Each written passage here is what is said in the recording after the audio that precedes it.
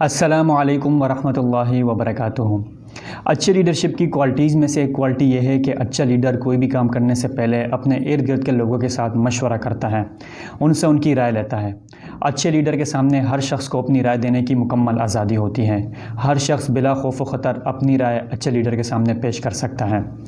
اچھی لیڈرشپ جب کوئی فیصلہ کر لے پھر اس فیصلے سے بہتر رائے اس کے سامنے آ جائے تو اچھی لیڈرشپ اپنے اس فیصلے کو بدلنے میں ذرا بھی دیر نہیں لگاتی۔ یہ بات ہمیں دنیا کے سب سے بہترین لیڈر نبی کریم صلی اللہ علیہ وسلم کی زندگی مبارک میں ملتی ہے۔ جنگ بدر کے موقع پر جب نبی کریم صلی اللہ علیہ وسلم نے مسلمانوں کے لشکر کے لیے ایک جگہ کا انتخاب کیا تو ایک صحابی آپ صلی اللہ علیہ وسلم کی خدمت میں حاضر ہوتے ہیں اور بڑے ادب سے سوال کرتے ہیں کہ یا رسول اللہ، اس جگہ کا انتخاب آپ نے وحی کی بنیاد پر کیا ہے یا اپنی رائے اور تجربے کی بنیاد پر کیا ہے؟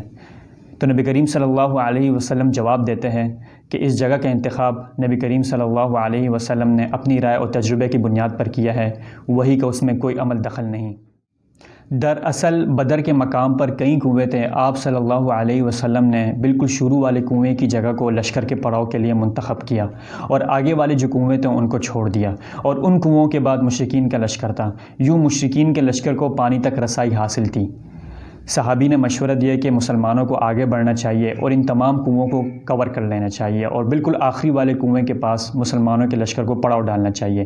یوں مسلمانوں کے حصے میں تمام کنویں آ جائیں گے اور مشرکین کی پانی تک رسائی ختم ہو جائے گی، اور اس وجہ سے مسلمانوں کو مشرکین پر ایک ایڈوانٹیج حاصل ہو جائے گا۔ آپ صلی اللہ علیہ وسلم کو اس صحابی کی رائے پسند آئی اور آپ صلی اللہ علیہ وسلم نے مسلمانوں کو آگے بڑھنے کا حکم دیا اور تمام کنووں پر قبضہ کرنے کا حکم دے دیا۔ یوں مشرکین کی پانی تک رسائی ختم ہو گئی۔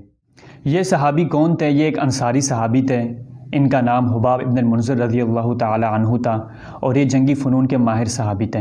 ان کے اس مشورے پر عمل کرتے ہوئے نبی کریم صلی اللہ علیہ وسلم نے مسلمانوں کے لشکر کی لوکیشن کو چینج کیا اور مشرکین پر اسٹریٹجک پوائنٹ آف ویو سے برتری حاصل کی۔ یہ واقعہ اس بات کی دلیل ہے کہ آپ صلی اللہ علیہ وسلم کے پاس ہر شخص کو اظہار رائے کی مکمل آزادی حاصل تھی، اور جب آپ صلی اللہ علیہ وسلم کے سامنے کوئی بہترین رائے آتی تو آپ صلی اللہ علیہ وسلم اپنے فیصلے کو بدلنے میں بھی دیر نہیں لگاتے۔ اگر آپ کو یہ ویڈیو اچھی لگی ہے تو اس ویڈیو کو لائک کیجئے گا، میرے اس چینل کو سبسکرائب کیجئے گا۔ ملتے ہیں نئی ویڈیوز کے ساتھ۔